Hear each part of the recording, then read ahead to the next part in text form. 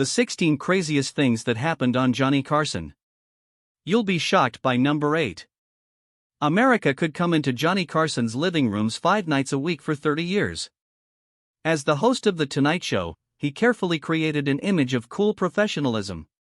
The king of late night who never missed a beat and could handle anything with his trademark wit and charm. But sometimes, even Johnny Carson, who is known for being the most controlled act on TV, was caught off guard by the chaos that can happen when the cameras are rolling live.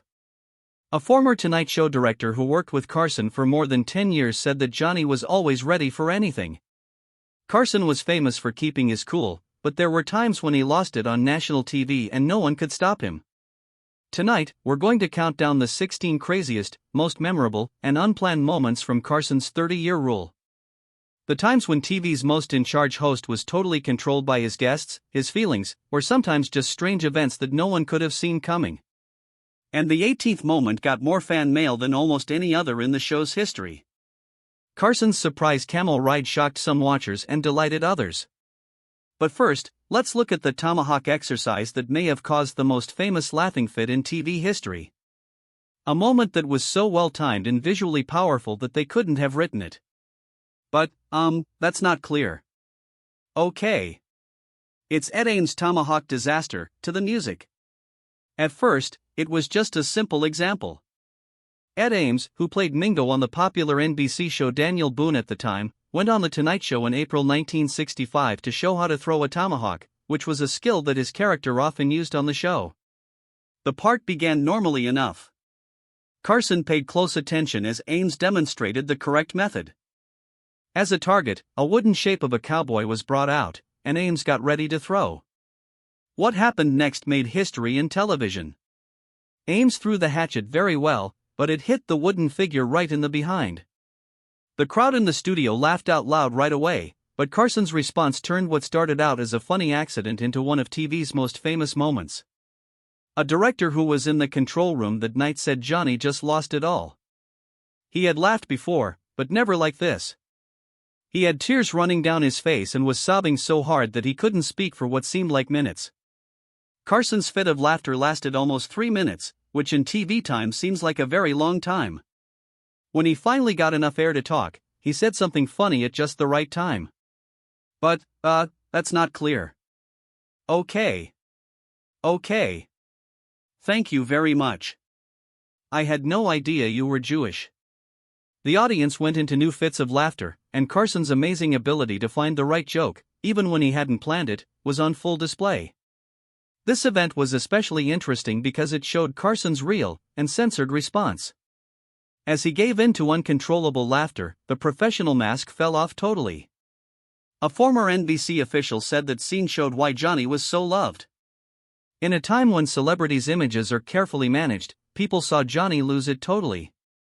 It felt real in a way that TV shows rarely do. The Tomahawk incident became so famous that it was shown over and over again over the years, even during Carson's last week on the air in 1992. This shows that it was, without a doubt, the most naturally perfect moment in the history of the show. The smoke box of Carson. I broke Carson's smoke box, that's all. Don Rickles breaks Carson's cigarette box 2 times.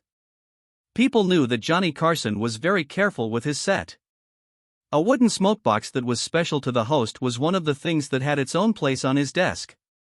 When Don Rickles was a guest host on The Tonight Show in October 1973 and broke that cigarette box by accident, he knew he was in trouble. When Carson came back the next night, he talked about the broken box on air, showed the audience the damage, and threatened Rickles with punishment. But no one, not even Rickles, could have known what kind of punishment he would get. After a few months, Carson found out that Rickles was filming his show CPO Sharky on an NBC soundstage nearby. Carson chose to interrupt the live show with cameras rolling to talk to Rickles about the cigarette box, which had never been done before. That wasn't planned at all, said a Tonight Show writer who was there. During an ad break, Johnny looked at us and said, "Isn't Rickles taping today? Let's go over there." The crew quickly gathered what gear they could carry and ran across the studio lot. What happened next was one of the most natural and funny times Carson had ever worked. He walked onto Rickles' set during a real recording, leaving the people watching CPO Sharky with no idea what was going on. When Carson stormed in, Rickles, who was still in his Navy outfit, looked really shocked. "They told me that you broke it last night on the show. I'm sorry about the box, but you really can't." "I'm going to think of something." "I really hope so. But please keep me on your show. I love you so much. Please let me say no." "Not at all. Not at all. Don't be humble. Please. I want to be with you." "Don't be humble, then." "I was in the middle of a scene," Rickles said. "I don't care about your scene," Carson responded. "You broke my box of cigarettes." The fun part wasn't just the sudden interruption, it showed how close Carson and Rickles really were as friends. Even though Carson pretended to be angry, it was clear that he loved Rickles, and Rickles was thrilled to be surprised by Carson. "Johnny wouldn't have done that with just anyone," said a director who worked with both men. It showed how much he actually loved Rickles and how comfortable they were together. Johnny was always in charge of his show, but with Dawn, he was willing to be the punchline. The incident became an immediate television classic, replayed countless times over the years, and remembered as one of the rare instances when Carson completely broke format and let spontaneity rule the day. "Here's B. Midler. Anytime you need." "Well, when I ask him to come out and I can't believe the last guest, the last fool, Mr. Carson will have to suffer gladly. You are the wind beneath my three." Betty Midler makes Carson cry.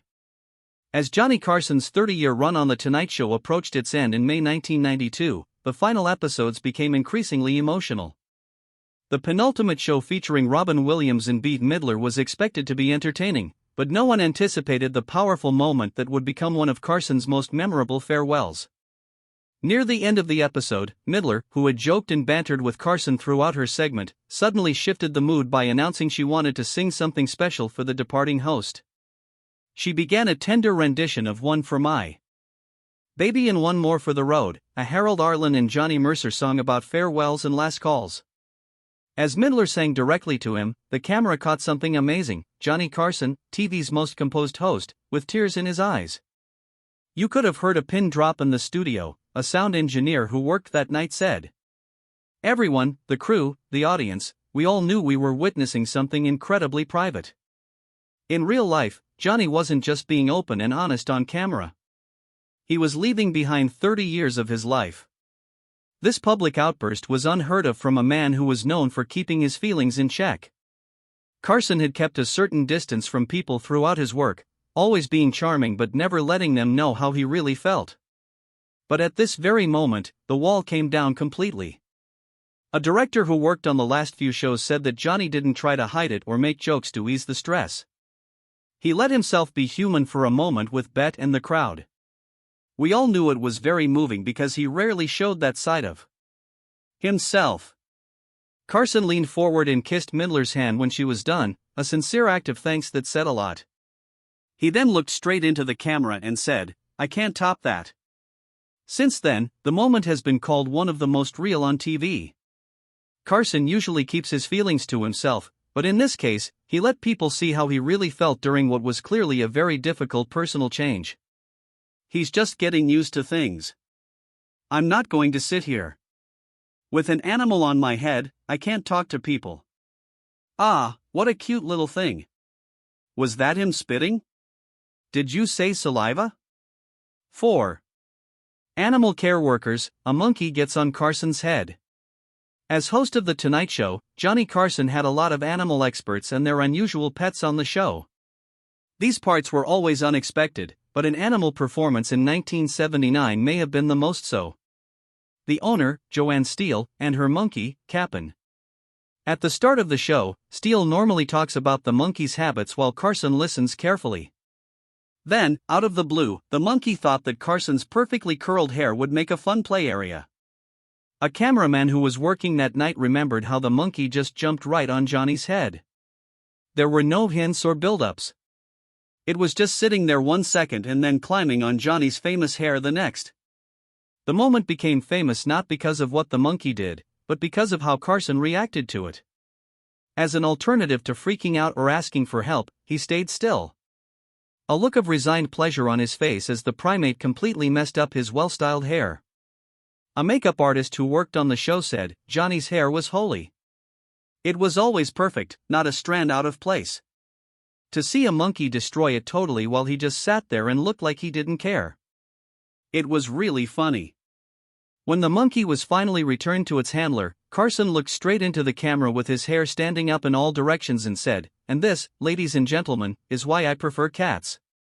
The crowd laughed out loud. This moment was especially memorable because it showed Carson's best quality as a host. He could find humor in disasters that weren't planned and never look upset or lose his cool. A director who has worked on the show for a long time said, "That was Johnny at his best. He was sure that no one was laughing at him. They were laughing with him about how silly things were. He always knew the difference, and as long as it was funny, he didn't mind being a part of the joke." The monkey incident became one of the most requested clips from the show's files. It was a great example of Carson's unique ability to keep up his proper behavior even when things were going badly. A personal interest of mine, and I'm thrilled to show off this man's amazing tricks. Would you like to see Steve Martin's silliest magic show, The Great Fly-In 5? In 1980, when Steve Martin went on The Tonight Show, he was already known as a leader in a new type of anti-comedy. Humor that got its power from being awkward, silly, and sometimes even totally silly on purpose. Martin said that he was going to do a magic show for this show, which made Carson step away and give him the stage. The next act on The Tonight Show was one of the strangest and funniest ever seen. Martin's Great Fly Danny routine had the comic pretending to unzip his pants and pull out eggs, a salt shaker, a phone that was ringing, and finally a tiny hand that waved at the crowd. A writer who worked on the show said that seeing Johnny's reaction was the most beautiful part of the moment. At first, he played the straight man, but as the act got crazier, you could see him literally losing it. Being caught off guard by Martin's dedication to the bit, not just pretending to laugh. By the end of the performance, Carson was on his back and struggling to keep his cool while Martin kept going on with a deadpan seriousness. A director who worked with both men said, "What made the moment special was how much Carson seemed to enjoy being surprised by Martin's strange creativity. Johnny loved being genuinely entertained.